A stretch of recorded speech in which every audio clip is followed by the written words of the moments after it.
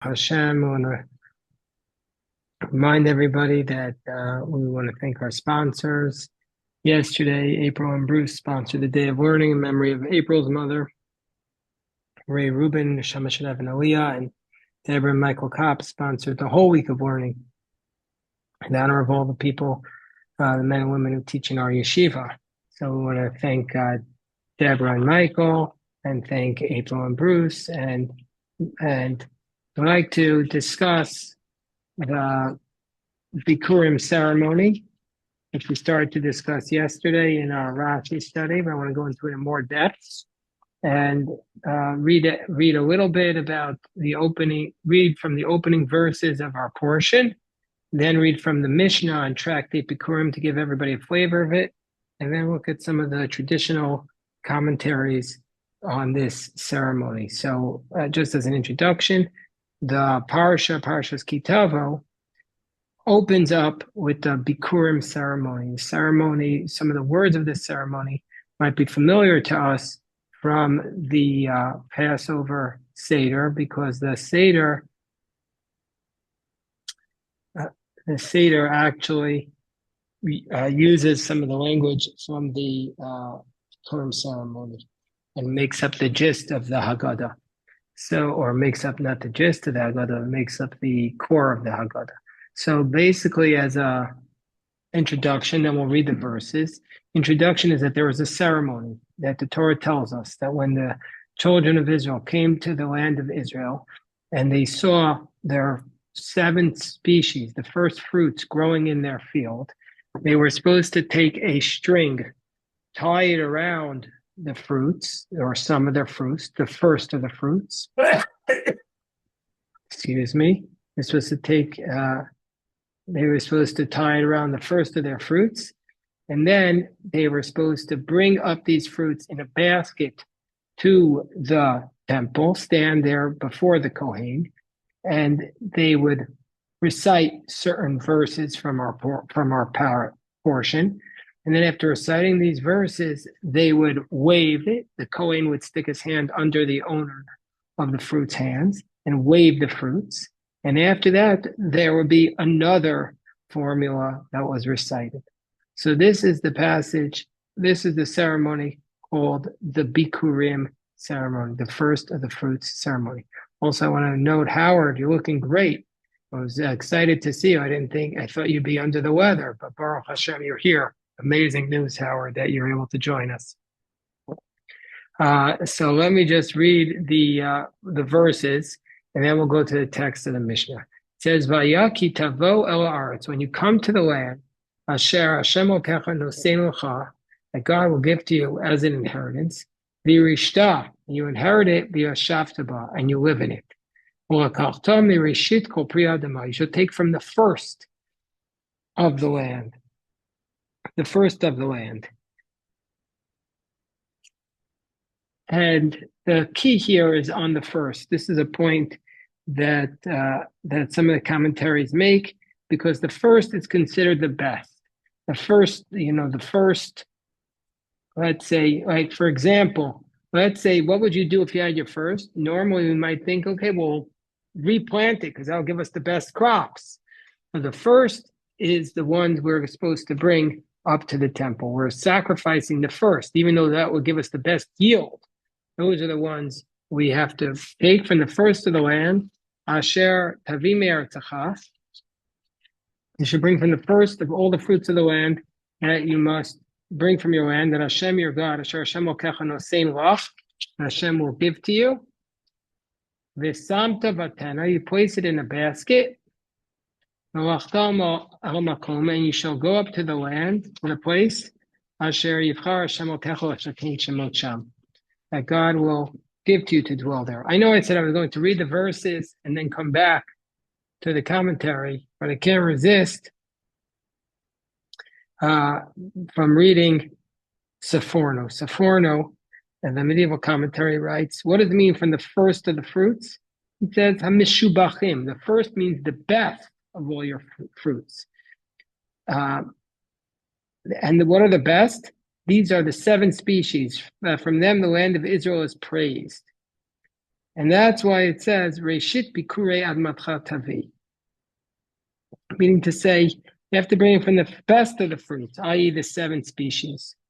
Now, in our own, we don't have Bikurim ceremony anymore, but what we can do every single day is make sure to offer our first to God. Like, what is it? Try asking yourself this question. What is it the first thing that you do in the morning? What's it the first thing you do in the morning? Is your first in the morning something that's dedicated to Hashem? Or is it something that's dedicated to less divine purposes? Okay, I mean, there's different firsts. There's the first thing we do when we open our eyes. What is the first thing when we do when we open our eyes? Is it a formula, is it a recitation of Moda'ani? Is it a washing our hands? Or are we doing something else? We wake up, do we turn on the TV? Do we start scrolling through our phone? That first is an opportunity to set the tone for the rest of our day. What are we doing with the very first of the day? Because the first is also our freshest of the day. And then it says, you'll come to the Kohen that'll be in those days. And you shall say to him, I'm declaring today to Hashem your God, that I have come to the land, that God swore that he was going to give us. God will take the basket from your hand. His name is Baal Hashem and he'll place it down. So remember, you make a form, you make a declaration, then you give the Kohen the basket, and he puts it down. Ve'anita ve'amarta, and you shall respond and say, Lifnei Hashem okecha. Then you shall respond and say at that moment. And this is the phrase which should remind us of the Haggadah. Arami oved avi, an Aramean tried to destroy my father, or my father was a wandering Aramean. Either way, Vayer Mitzrayim, he went down to Egypt. Vayagar Shavim Temaat, and he lived there few in numbers. Vayisham Wagai Gadol, and he became a great nation. Atzum Bara, mighty and numerous. Vayareu Sanu Mitzrim Vayanunu, the Egyptians afflicted us. Vayinu Aleinu Avodah Kasha, they made it very hard for us. Vanitzaka Hashem Okev Hosenu, we cried out. Vayishma Hashem et Koleinu, God heard our voice. Vayar Tanyenu v'Tamalenu v'Tchanas, and God heard our struggles, our distress.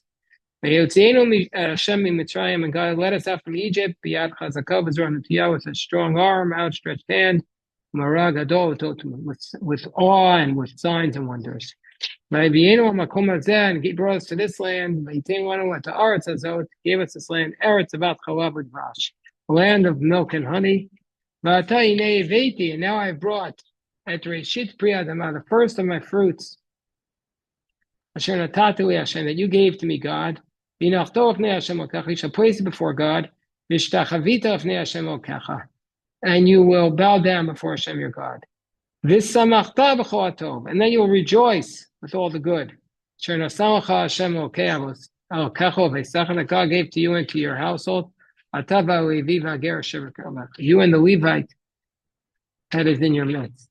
This is the Bikurim ceremony. At its basic, without even going into any of the nuances, it's clear that what this is that when you have fruits, you have an obligation. We all have an obligation to take our fruits, bring them to God, give some of them to God, declare how we got to this point. Now, that we weren't born with the fruits, but we start off as slaves. God kept his promise to us. We start off in a struggle.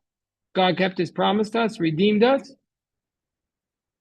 and he brought us here. And then you will rejoice. I always read a lot, and I believe deeply about the connection between gratitude and happiness. That if you properly express gratitude, this is linked to happiness. So we can read this as not just you must rejoice, but if you do this ceremony where you express gratitude to Hashem, then you will be happy. V'samachta, you will be happy before Hashem your God.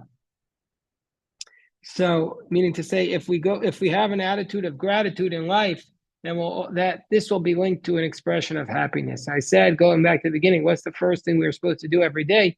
The first thing we're supposed to do every day is to express our gratitude before Hashem. Moda'ani v'fanecha. I'm grateful to you, Hashem, your God. So that's the first thing. Okay, so this is the what's called the Bikkurim ceremony. And it's interesting that this is the passage that makes up the core of the Haggadah, where we start the Arami Oved Avi, my father, an Aramean tried to destroy my father. And basically it's a midrash on this ceremony, on the Bikkurim ceremony. And why is that? Because the Seder at its crux is an expression of gratitude that we came to this moment. The Seder is just basically a more elaborate version of the Bikkurim ceremony, or maybe it's a replacement of the Bikkurim ceremony.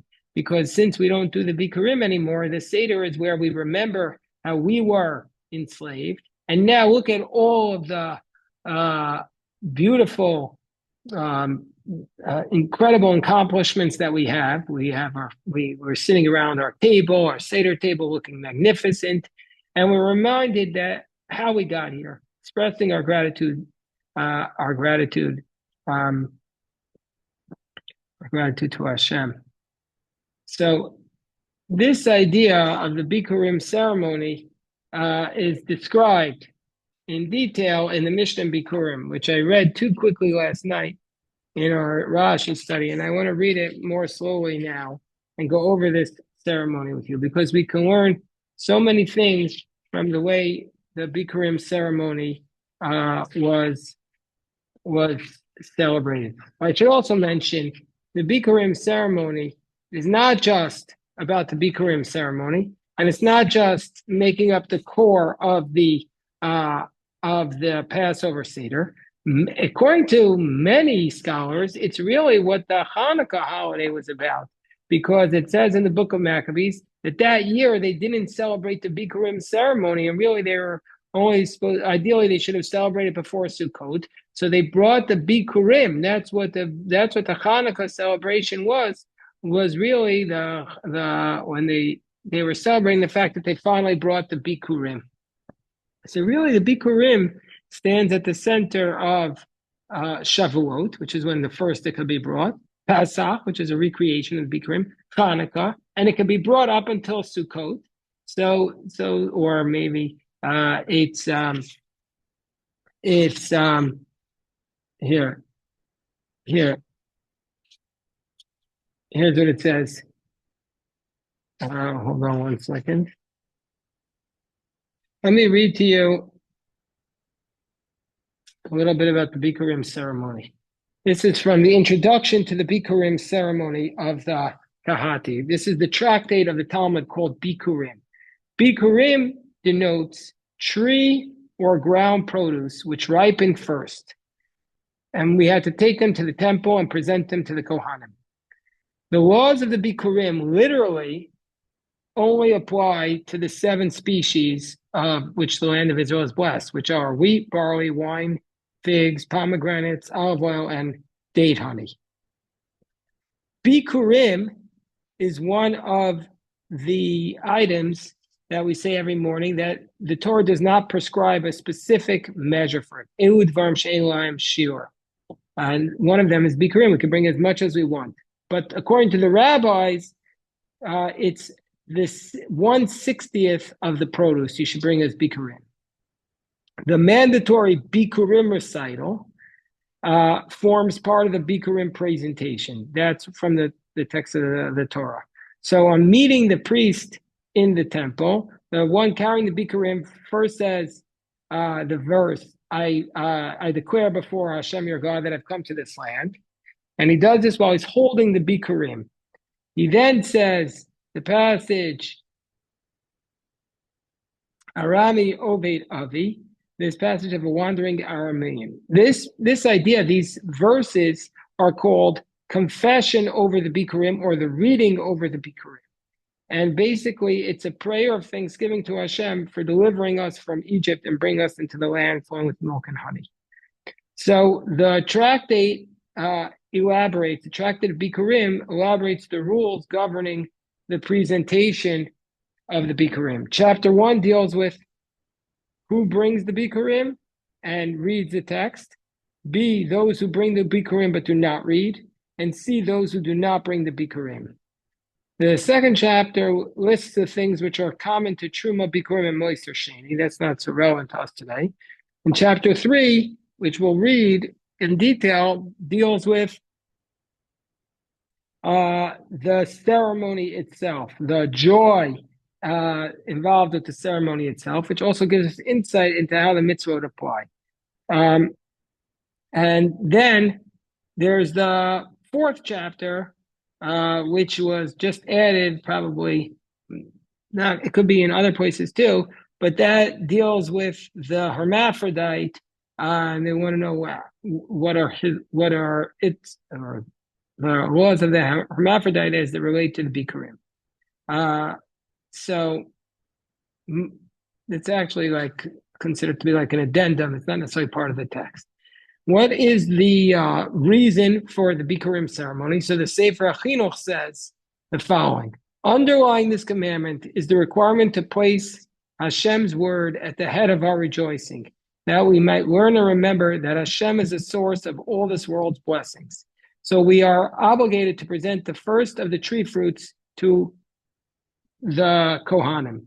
Such acceptance of Hashem's dominion and public admission in Hashem's presence, that the produce and all other benefits are bestowed upon us by Hashem, will render us worthy of his blessings and increase our produce thereby. Concerning the recital of the Bikkurim text, he states, seeing that the spoken word stimulates the intellect, and there's a very famous phrase here that we'll read in a moment from the Sefer HaChinuch. He says, seeing that the spoken word stimulates the intellect and illustrates the truth in our minds, and God having bestowed upon us and our land his kindness and blessing, whose produce we are privileged to bring to the Lord's temple, it's apt to rouse the mind with the divine message and realize that it's the Supreme Master who granted us all. And he says the phrase, Achrei ha'pu'ula nimshach ha'maisa, after the nimshach, after the action, the heart follows. Means, say, if we do something and we think about it, then and we do something, that'll cause our minds to be pulled after that. Okay, hold on one second. The Mishnah discusses those people who bring it, but who have to bring the Bikkurim ceremony, but don't recite it. And that's the convert, because he can't say that God swore to our forefathers to give to us.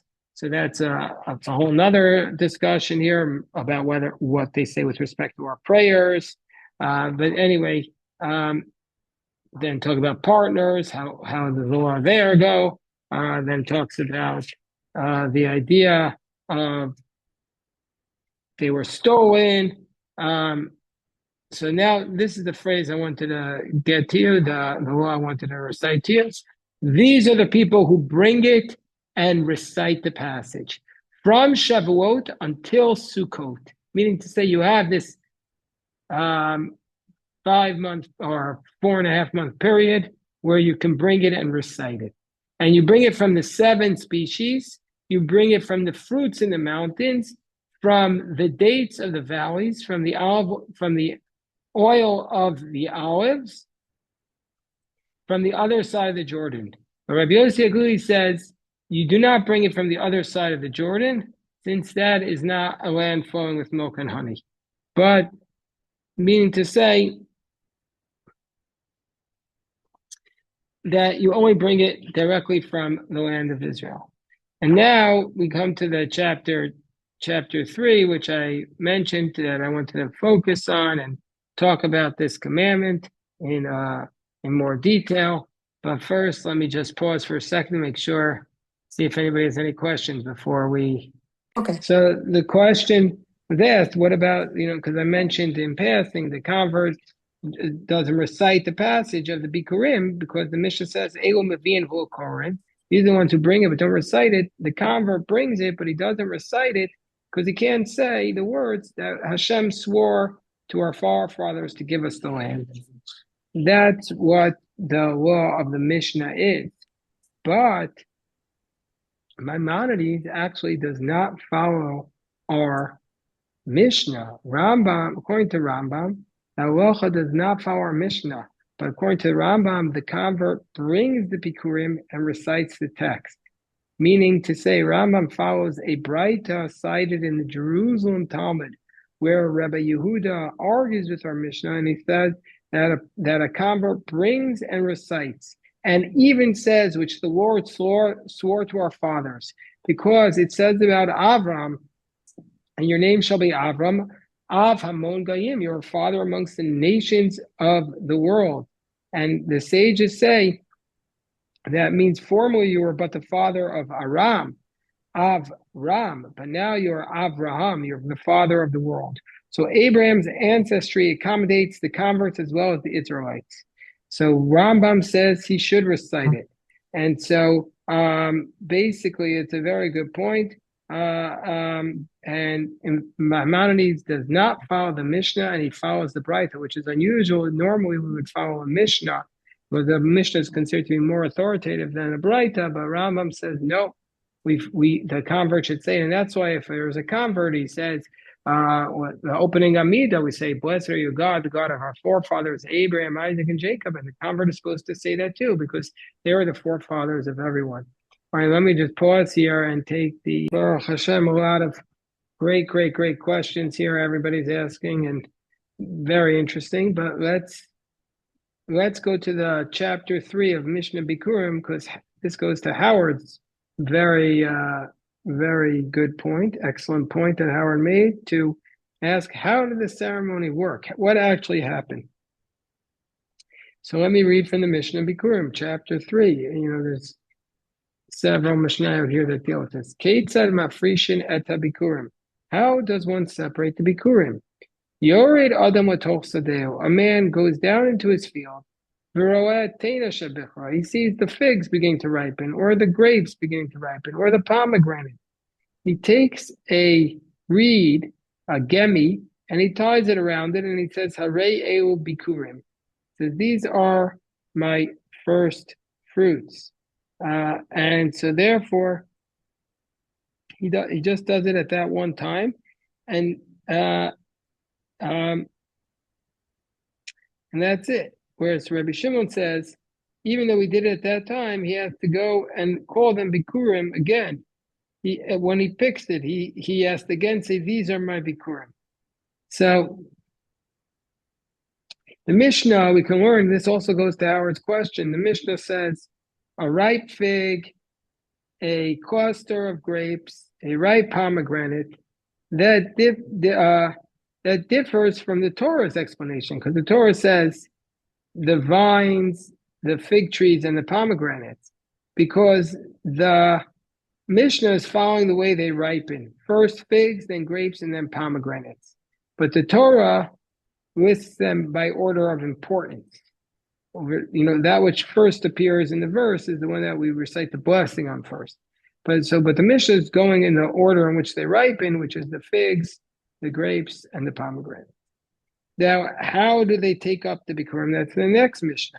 Keitzad Malanas Bikurim. So all the cities of the Mamid, what is the Mamid? All the cities of the Mamid gather in the Mamid. What is a Maimid? So basically everybody's going to go to the Maimid. So the Maimid is explained in Tractate Tanis, where it states, command the children of Israel and say to them, my offering made by fire shall you observe to offer to me in its due season. So basically everybody in Israel is commanded to offer the daily sacrifice. And how can everybody offer a daily sacrifice? So therefore we say, typically speaking, you have to be in the temple when you bring your sacrifice. But how can all of Israel be there for the daily sacrifice? So the answer to this is, the early prophets, Samuel and David, instituted the division of the entire population into 24 regions, Mamadot, corresponding to the 24 priestly families. And each Mamid was headed by a Rosh, a head, who dwelt in the region's principal city. And each week a different Mamid would send worthy and God-fearing man to represent Israel in the temple at the public ritual offerings. These men were called the Anshe Mamid, the people of the Mamid. The remaining members of the Mamid, who were not in Jerusalem, they fasted that week, except on Sunday and Friday. They gathered daily in the synagogues for prayers. and prayed intensively for the gracious acceptance of the offerings. They also read daily the Torah's creation account to emphasize the connection between the temple and the world's existence.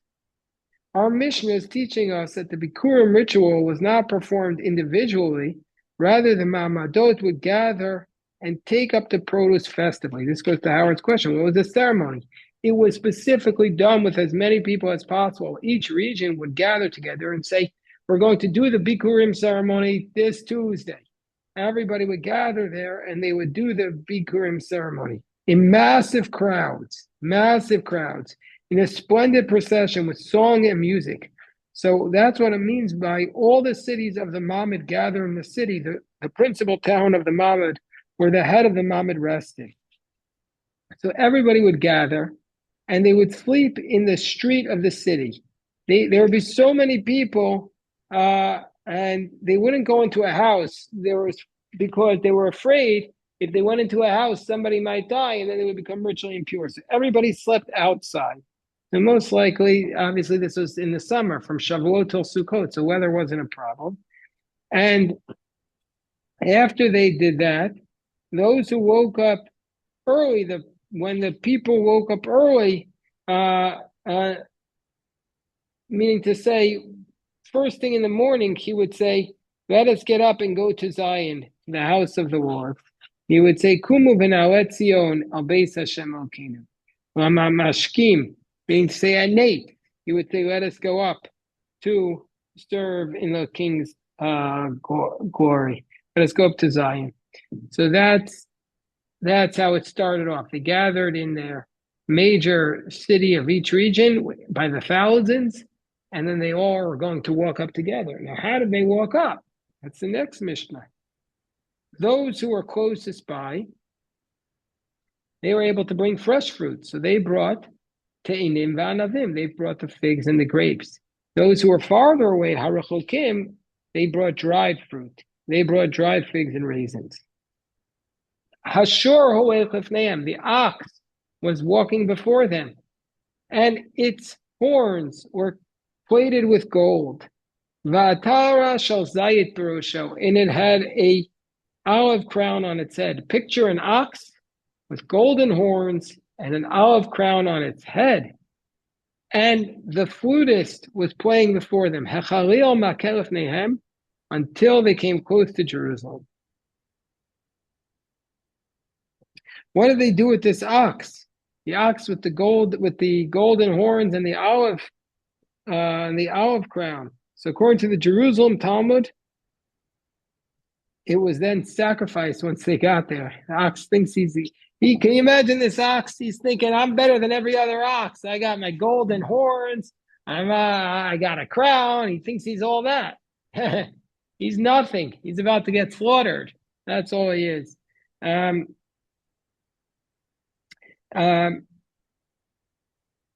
Why specifically was the crown made out of the olive branches? So some say that Bikkurim is that it represents 7 species, and the olive tree is the most famous, or the olive tree excels in its beauty. So therefore, that's what the Rambam says. Others say that because it's a species next to the word land, the land of olive oil. Eretz Shemen Udavash. So others say that it's a symbol of priesthood and kingship. And then they played the flute. Okay, so now they arrived close to Jerusalem. They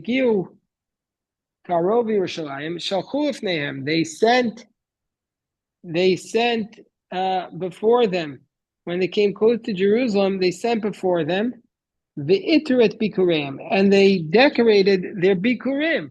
What does that mean? They sent messengers to tell people that they were coming, and they placed the most attractive fruits on the top. Then what happened was the officers and the deputies and the treasurers of the Jerusalem went out to meet him. According to the honor of the rank and honor of those coming in, that's who went out.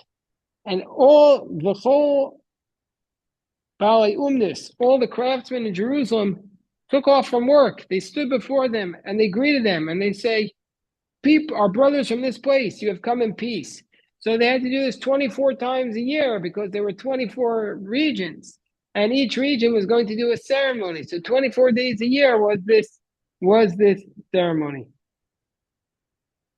So Rabbi Yosef in our discussion yesterday said, whoa, what's going on here? According to the rank that they come in, that's who comes out. But don't we have the concept that we're all equal before Hashem? That was the question that Rabbi Yosef asked yesterday. And that was a very good question. I didn't give it enough time yesterday, but the Jerusalem Talmud asked that question. Can Israel be divided, asked the Jerusalem Talmud, into great and insignificant?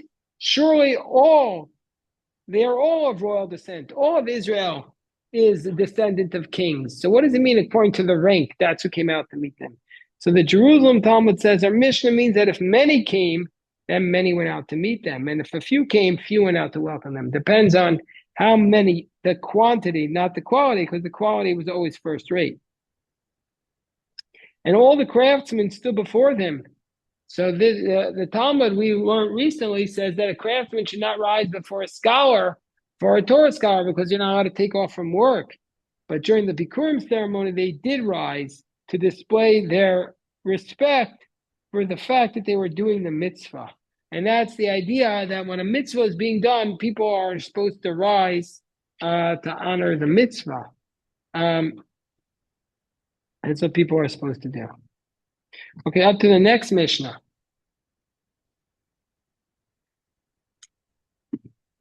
Next Mishnah tells us that now they've come into Jerusalem,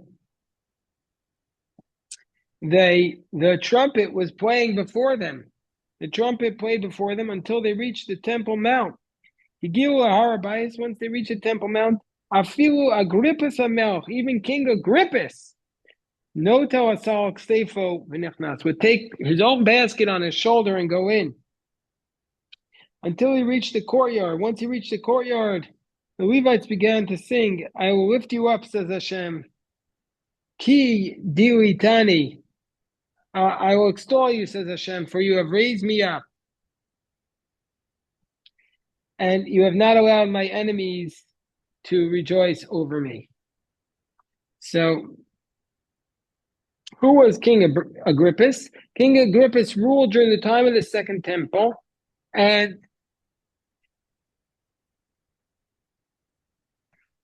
up until they got to the temple, he could let others carry his basket. But once he reached the Temple Mount, he did it himself to show that he also is commanded to recite this formulation. Okay, the next Mishnah says, Mishnah 5, Hagozalos shal gabi asalim, the pigeons that were on the baskets, they used to bring with the fruit. So we've seen that they brought an ox to bring the fruit. And they also have pigeons on the baskets. And those ended up being also sacrificial offerings. But that which was in their hands, they gave to the Kohanim. What do you mean that which was in their hands, they gave to the Kohanim? So the pigeons, they were basically hanging from the side. So because nobody wants the pigeons to go to the bathroom on their fruit and ruin them. And then they had gifts in their hands, which they gave to the priests. So basically some say that this is referring to the pigeons. Others say it's referring to other gifts they were giving to the Kohanim. Anyway, while the basket was on his shoulder, then, while the owner still has the basket on his shoulder, he recites the first verses of our Torah. I'm making my declaration before you, Hashem, until he finishes the passage. Rabbi Yehuda says he reads until the Aramean tried to destroy my father. Once he reaches to that point, so there's a dispute. Does he read the whole passage or just does he read until Arami Overavi? That's what Rabbi Yehuda says. Then he takes the basket down off his shoulder and holds it by its rim. And the Kohen places his hand underneath the owner's hand in this shared space between the Kohen and the Yisrael. And he recites, he says, my father was a wandering Aramean, until he says the whole passage, and he places it next to the altar, and then he bows down and goes out. So comes in, the non-Kohen comes in. He says, I'm here to make a declaration. The Kohen sticks his hand under him. This is all according to Rabbi Yehuda, and then he recites, and Arami Oved Avi. So the implication of our Mishnah seems to be that the first Tana does not require this waving like we do by Sukkot. And also, by the way, that's another probable connection to Bikkurim. We've seen Pesach, we've seen Shavuot, we've seen Hanukkah, and Sukkot, we wave the wool of an etrog, and it's similar to the waving of the first fruit. So our Mishnah is implying that first Tana does not require waving. So, but Rambam doesn't accept that. Rambam cites the entire second half of the Mishnah as the halacha. Well, excuse me. There is a contradiction. In his code, the Mishnah Torah, Rambam cites the second half of the Mishnah as halacha, whereas in his commentary, he says it does not follow that, in his commentary to the Mishnah. So that's why some say that the second section of the Mishnah from a wandering Aramean is actually everyone's interpretation. Anyway, it's a dispute. Who says what? Okay, then the Mishnah says, at first, and this maybe go back to what Stanley was saying. At first they said, because Stanley made the point, what about the people who are poor? Well, there's no greater poverty than not uneducated. So Barishon at first, whoever knew how to read would read. And whoever did, meaning to say they would, read doesn't here mean read, it means whoever knew how to recite the proper prayer or the proper formulation would say it. And whoever doesn't know how to recite it would be quiet. And they would read it for him. Or they would read it to him. But then what happened was the people who didn't know how to read it, they say, why should I go? I don't even know how to read it. And they stopped coming. So then the rabbis instituted that they did the same thing for everybody. Those who didn't know how to read and those who knew how to read, it was all recited to them and they responded. This is like the Torah reading. It used to be everybody would read their aliyah, not just the blessing, but the entire Torah passage. But then you were embarrassing the people who didn't know how to read. So therefore, even if you know how to read, you're not supposed to read it. Just leave it for the Torah reader to do, because otherwise you're embarrassing those who don't